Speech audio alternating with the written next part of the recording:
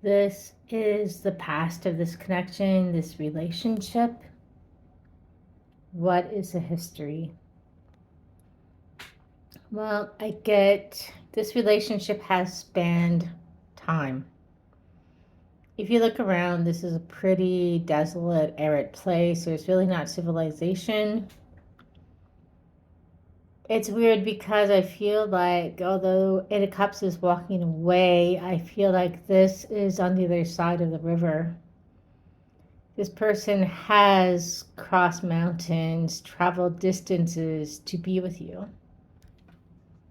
And this moon, this new moon, and this full moon is showing me yin yang energy. I think that you balance each other out. Lifetime after lifetime, this has been your cycle and repeat. So, as much as it feels devastating to you right now, it certainly is not something new. And as I said, I feel like they're journeying back towards you to get you out of your head about a disconnect that has happened. Like, disconnect is where you go off and you both learn the lessons and take the time and take the space and come back together. And this disconnect is mind, body, soul disconnect.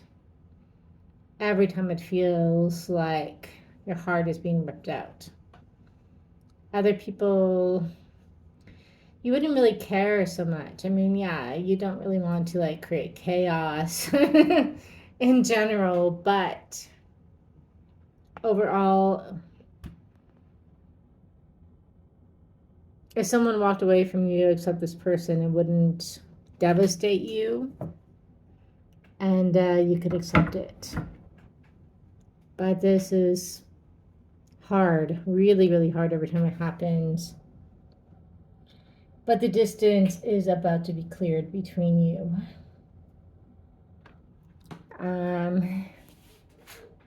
You guys bring love and pentacles to the table, cups and coins. So as much as this is a magical soulmate journey, it involves a practical plan.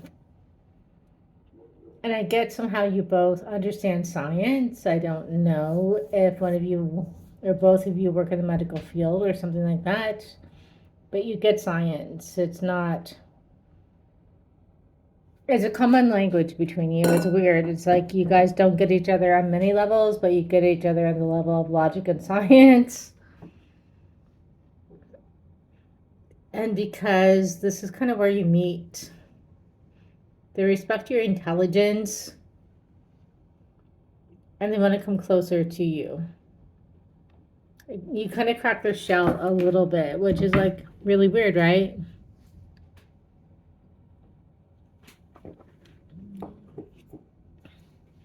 It doesn't make logical sense to say that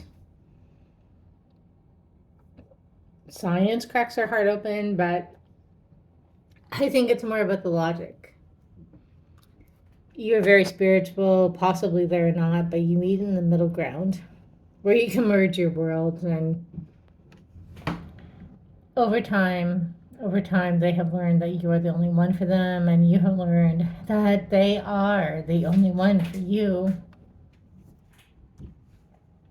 And you guys want a brand new beginning, like every lifetime. And I think you have had 7 or 8 cycles of this. It's just the energy I'm picking up. You don't want this loss of the love. And it feels like every time this separation, like look at all these birds. I don't even know how many birds there are. 1, 2, 3, 4, 5, 6, 7, 8, 9, 10. Wow. Maybe you're coming up in your 10th cycle of this. Or in this lifetime or in the past, I don't know. But every time it's like you demand the truth. And I think it's because you're scared of getting hurt. You want a higher level commitment from them, and you kind of feel like there's a loving energy in spurts. It's not consistent. They're in and out sometimes, depending on what they're working on in their life. And you want to know, like, 3D time matters to you, and you want to know if you invest in them, are they going to give you the commitment that you want? And this is like always, always, always what starts the argument. For a couple of reasons. Your person thinks that you should already know. I think the really big problem for you is communication and love languages. Your love language, well, you share physical touch, quality time, and acts of service. But the icing on the cake for you is words of affirmation. And they love receiving words of affirmation, but they're not good at giving it. And that comes from like, I'm getting childhood blocks where in the past that their voice wasn't heard, their opinions were not validated, so they just stopped speaking about things that mattered to their heart. And they regret this. They do regret this because they want to protect this love with you, and they know that as much as they gaslight and blame you and put the onus on you, they understand that you're so like swordsy, so to speak, because you don't know what they actually want with you. And they see you in this beautiful, passionate light, this magical energy where you're like sunflowers at night, black cats in the daytime, strength of the lion and the fortress when you have to. And they love you. They love every single thing about you. And the fact that you're so different from them, that draws them in completely. So yeah, this journey, this is the past part of your connection, which is relevant to the present part of your connection. So it has been about healing. It has been about learning to communicate with each other. But it's heart-wrenching. It's heart-wrenching because it's slow. The lessons are slow to be learned. It's taking time. There's been many sleepless nights and things where you thought you wanted to walk away from this connection, that the fairy tale just didn't exist. And I'm getting that both of you tried to, and I'm getting catfished. That's weird. Let me think. Or let me listen. I'm getting catfished in the sense that you have tried to connect, both of you, with other people. And, I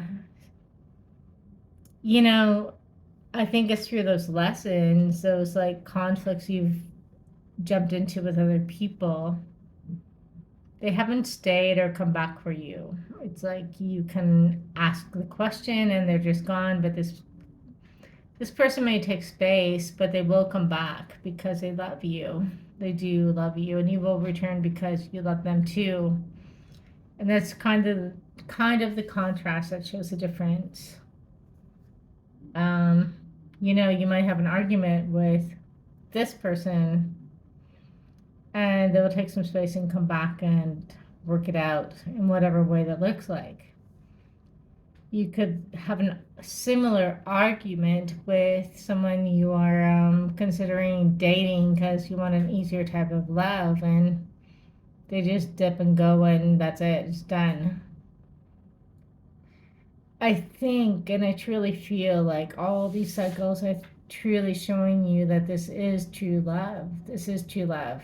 Even though you have so many questions, you're seeing contrast for a reason, to understand what this actually is. So what I'm getting is that, they're sure. They put down their sword. The sword stops here. This is where the love is at. Even when it doesn't feel like this connection is evolved, a soulmate connection, things like that. They feel like home is lost without you. Like that sick feeling in the pit of your stomach when something really matters. And it's kind of messed up. So they have reflected upon your truth. They truly have. And they're very, very certain that you are the wish fulfillment. And this disconnect over lifetimes is like, this is about the past of your history, that you've gone through this so many times in this lifetime and in a past lifetimes. They've denied that you are the keys to their heart and the Empress, but they always return to give to you again because there is no love like this. And they actually do have a very, very pure heart towards you. So it's just a matter of kind of hanging in and waiting it out. And I know that's like kind of nonchalant, but I think you're getting the whole point. You don't want another love. And that's why you create conflict with new people.